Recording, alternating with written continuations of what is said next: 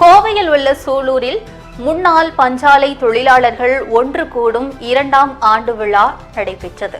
கோவை மாவட்டம் சூலூர் அருகே 20 வருடங்களுக்கு முந்தைய முன்னாள் பஞ்சாலை தொழிலாளர்கள் ஒன்று கூடும் 2ஆம் ஆண்டு விழா நீலாம்பூர் அருகே வேடசாமி கோவிலில் நடைபெற்றது. நீலாம்பூர் வேடசாமி கோவிலில் பஞ்சாலை தொழிலாளர்கள் ஒன்று கூடும் விழாவில் சுமார் 300க்கும் மேற்பட்ட தொழிலாளர்கள் கலந்து கொண்டனர். முன்னாள் திருப்பூர் டெக்ஸ்டைல் மில் தொழிலாளர்களான 300க்கும் மேற்பட்டோர் 20 வருடங்களுக்கு பிறகு 2ஆம் வருடமாக ஞாயிற்றுக்கிழமை வேடசாமி கோவிலில் சந்தித்துள்ளனர். அப்போது அவர்களுக்கிடையே வார்த்தைகளில் விவரிக்க முடியாத சந்தோஷம் மற்றும் ஆரவாரத்துடன் காணப்பட்டனர்.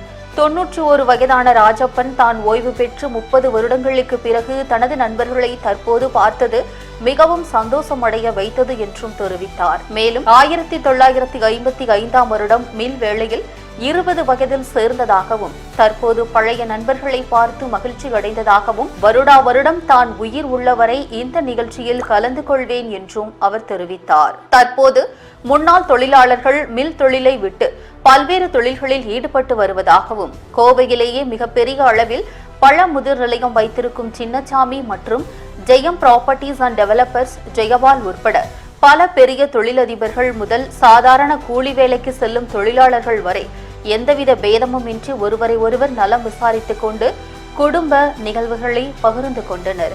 2ஆம் வருட நிகழ்வாக இயலாத ஏழ்மை நிலையில் இருக்கும் முன்னாள் தொழிலாளர்கள் குடும்பத்தினருக்கும் உதவிகள் வழங்கப்பட்டது.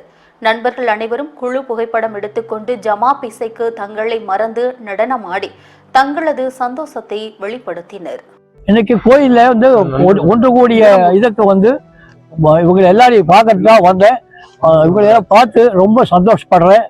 ஆச்சுங்களா, இவங்களுக்கு எல்லாத்துக்குமே கடவுள் முருகன் ஆரோக்கியத்துக்கு எல்லாம் நல்ல வாழ்வு கொடுக்கட்டும் பிரார்த்தித்து வணங்குகிறே. முருகாசனம் எல்லா வல்ல முருகனுக்கு இவங்களுக்கு எல்லாத்துக்கும் ஆயுள் ஆரோக்கியம் தனம் தானியம் எல்லாம் கொடுத்து அவங்க குடும்பத்தை எல்லாம் வாழ வைக்க முருகனை வேண்டுகிறேன். நன்றி, வணக்கம்.